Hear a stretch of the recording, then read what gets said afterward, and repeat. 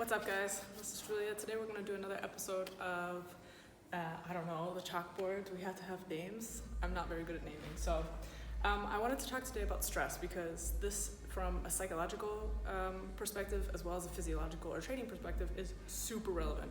And especially now that here in Germany, preseason has started and is almost over, as well as in the States, preseason has just started for college soccer. Stress is a very relevant theme. So here's my very, very bad drawing of a head, because really all I care about is the brain. Okay, so stress is essentially an exchange.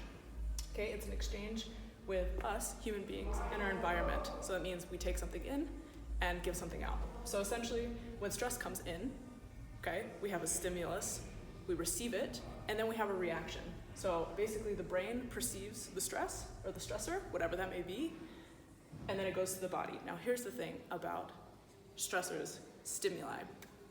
They're neither positive nor negative.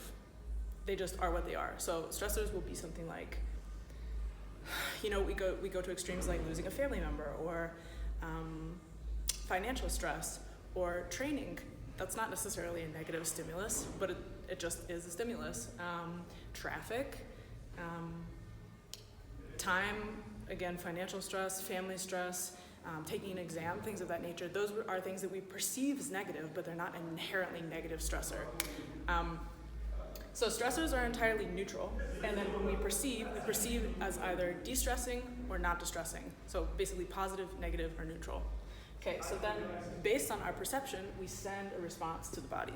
Okay, so that is psychological stress in a nutshell. Now let's skip to the physiological part, which is supercompensation. And this is what we talk about with training. And that's essentially, this is your baseline of how you were before you started training. You train something, you get worse at it because it's a new stimulus, your body's like, what is happening? You recover from it, and then you've improved. So basically, this is the first time where we start to realize in the body, and that we actually realized this in the body before we realized this about the brain, is that as a human being, when you add a stimulus to something, you have to have appropriate rest time in order to improve. Because if you just add a whole bunch of stimulus, to keep this really, really simple, if you just add a whole bunch of stressful stimulus, you get worse. So that's things like overtraining, not having fun in sports anymore, burnout, things of that nature, which are, we know now, not only physiological in your body, but also psychological in your brain. Okay, so again, in supercompensation, you have a baseline, you train in order to improve, but you get worse at first because your body doesn't know what's going on, or your brain. You take time off, you recover, and you improve, and then your baseline is now higher, okay? So you're performing better. However, again, if you don't take the time to recover, your performance will most likely, not improve because you're not rested, because you didn't allow the compensation to occur. That's the same psychologically, or at least very, very similar. So you have stress, and the more stress that you have, the more time you're gonna need to recover. So if you're just like super stressed out all the time, you have time stress, financial stress, family stress, school stress, playing stress, you're traveling a whole bunch, you haven't slept, et cetera, that's a lot of stress. If you don't at some point take time to recover from that, like at least have a proportional amount of recovery time, you're gonna burn out at some point. It's just gonna become too much, and your performance will probably decrease, as well as you might get some brain fog, you may get some depressive symptoms, things of that nature. Another thing, again, going back to the proportions, is if I, for example, just have an exam, and that's the only stress that's going on in my life right now, which in a perfect world, who really has just one stressor going on at one time?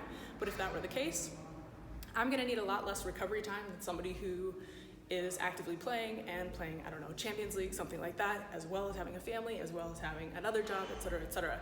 That person is gonna need far more rest time to recover from their stress than I am.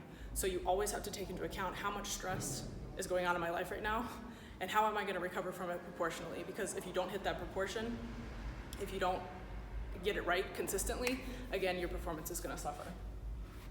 Yeah, or else what? Shockingly not actually shockingly, but shockingly to sport organizations, we get a lot of athletes who have burnout, a lot of athletes who have overtraining, a lot of athletes who have repeated injuries. And all of those things are because of too much stress. Again, an exchange with your environment.